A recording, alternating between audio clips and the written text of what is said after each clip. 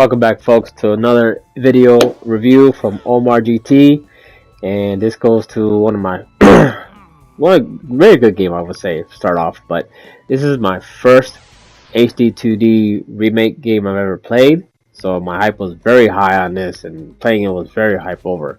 But long story short, this game is not sure how to pronounce it. Some people say Live Alive or Live Alive, or I say Live Alive. That's what I call it. But hey, just look it up. Anyways, this game came out in Japan of 1994 for the Super Famicom, if I recall. Never came out in the US, United States for the Super Nintendo until the remake now. And it is out for other consoles as well, but this is the PlayStation 4 version I'm playing right now.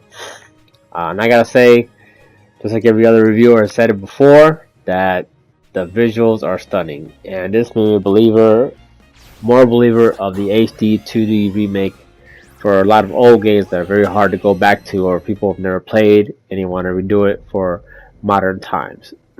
So that being said, how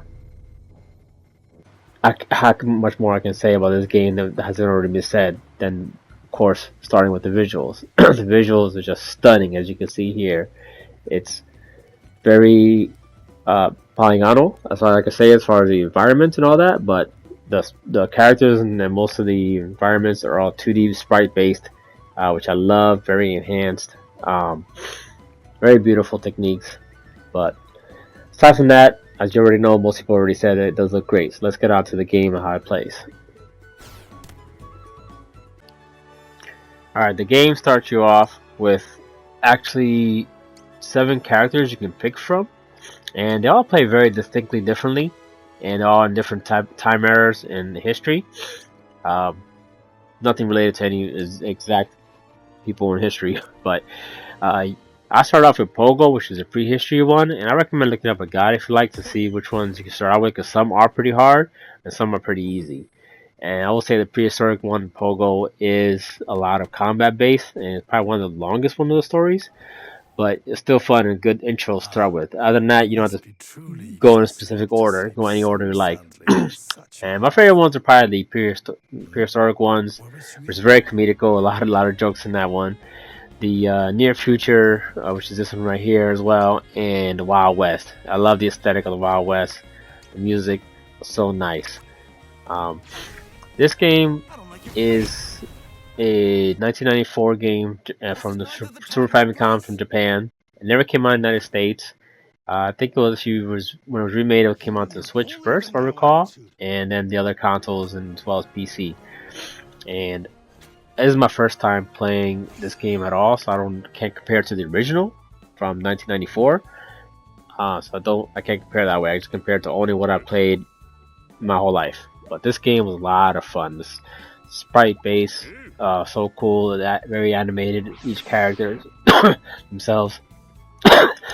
Excuse me.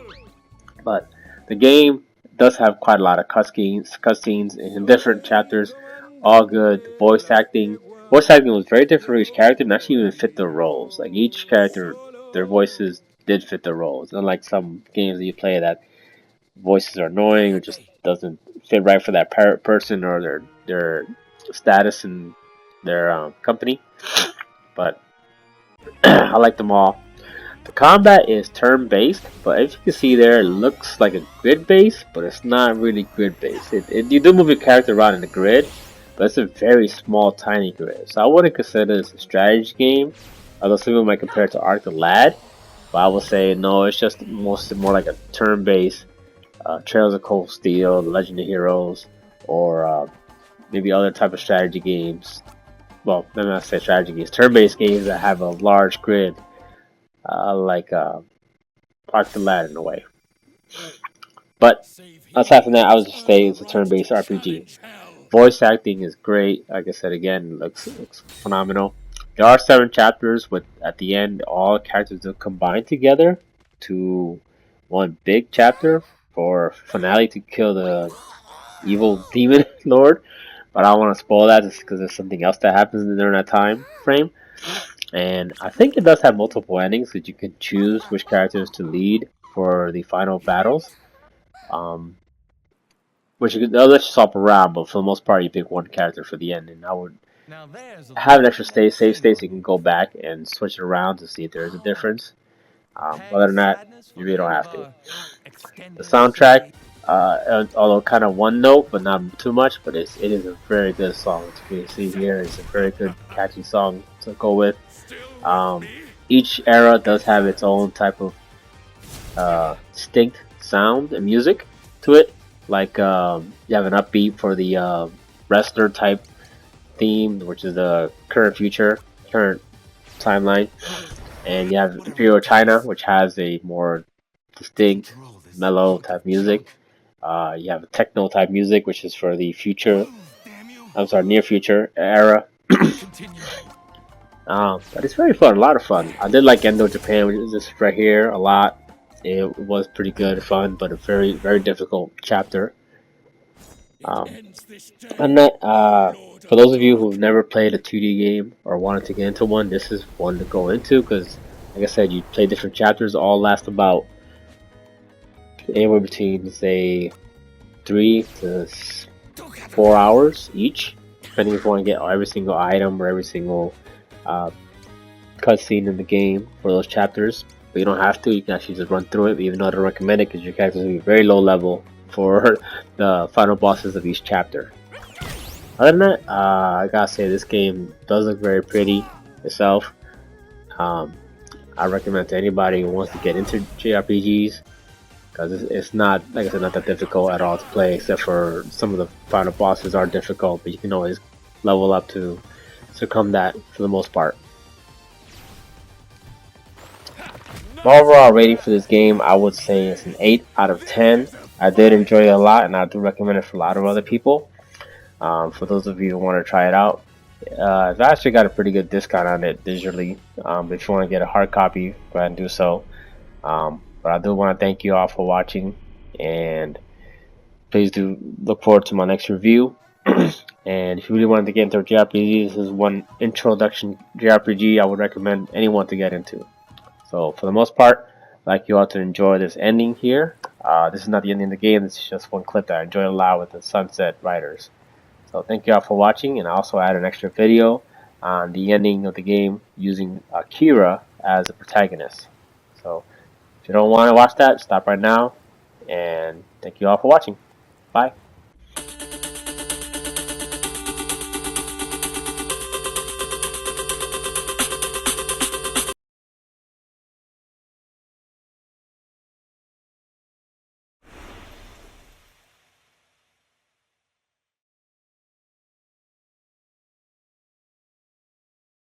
Well fought.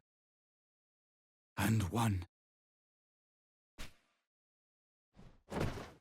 And now, the coup de grace.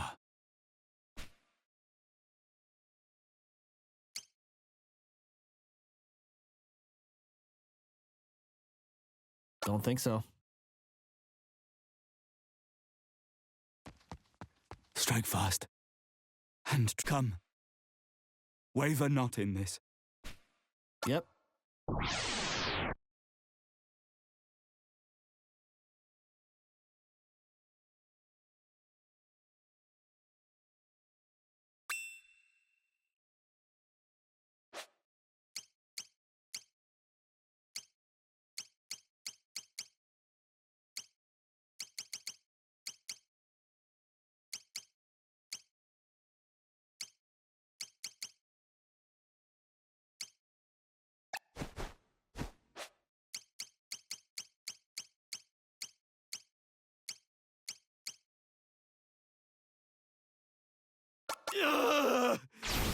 I'm tired of your bullshit.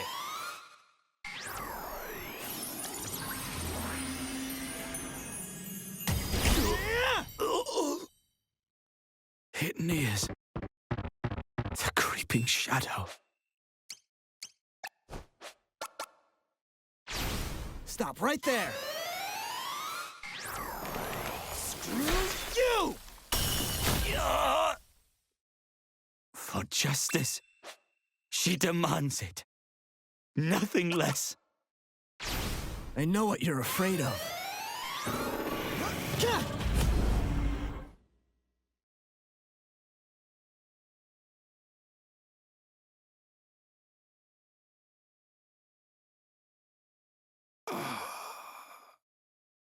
Alethea.